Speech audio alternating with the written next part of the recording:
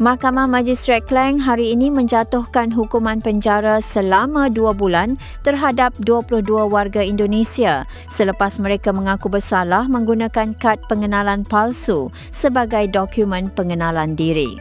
Kesemua tertuduh berusia antara 28 hingga 51 tahun, terdiri daripada 21 wanita dan seorang lelaki.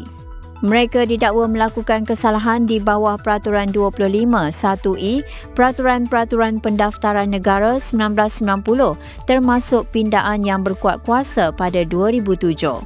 Kes ini terbongkar selepas kesemua mereka ditahan dalam satu operasi bersepadu di sebuah kilang di Port Klang, Selangor pada 6 Ogos lalu. Operasi berkenaan dikenali sebagai Ops Getah dan dijalankan secara bersama oleh Jabatan Pendaftaran Negara, Jabatan Imigresen Malaysia serta Jabatan Tenaga Kerja Negeri Selangor. Dalam operasi tersebut, pihak berkuasa menjalankan pemeriksaan terhadap pekerja dan dokumen pengenalan diri. Hasil pemeriksaan membawa kepada penahanan 22 individu terbabit untuk tindakan lanjut. Kesemua tertuduh kemudian dibawa ke Mahkamah Majistret Klang bagi menghadapi pertuduhan. Selepas pertuduhan dibacakan, mereka membuat pengakuan bersalah di hadapan mahkamah.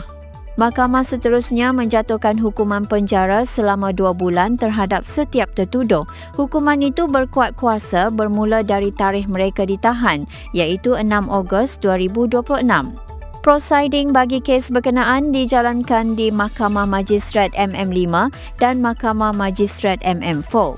Prosiding di Mahkamah Majistret MM5 didengar di hadapan Majistret Puan Nor Azilah binti Mat, manakala prosiding di Mahkamah Majistret MM4 didengar di hadapan Majistret Puan Khartiyaini Ambualagan. Kes pendakwaan pula dikendalikan oleh Muhammad Syahidan bin Muhammad Taib, Zulkarnain bin Ahmad dan Mohadar Ramzi bin Adnan. Arahan pertuduhan dikeluarkan oleh TPR JPN, Tuan Sufi Aiman bin Azmi. Kes ini sekali lagi menunjukkan bahawa penggunaan dokumen pengenalan diri yang tidak sah bukan perkara kecil. Selain boleh membawa kepada tindakan undang-undang, perbuatan sedemikian juga boleh menimbulkan persoalan besar berkaitan identiti, rekod pendaftaran dan pematuhan undang-undang negara. Dalam masa sama, operasi bersepadu antara agensi penguat kuasa terus memainkan peranan penting dalam mengesan pelanggaran berkaitan dokumen pengenalan dan status individu di tempat kerja. Apa yang berlaku di Port Klang ini menjadi peringatan bahawa dokumen rasmi bukan sekadar sekeping kad. Setiap identiti mempunyai rekod dan pengesahan tersendiri dan cubaan menggunakan dokumen yang tidak sah akhirnya boleh membawa seseorang berdepan dengan proses mahkamah.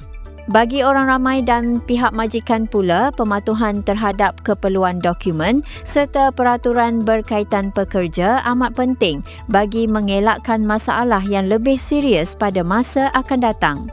Terima kasih kerana menonton. Jangan lupa subscribe dan jumpa lagi di video seterusnya.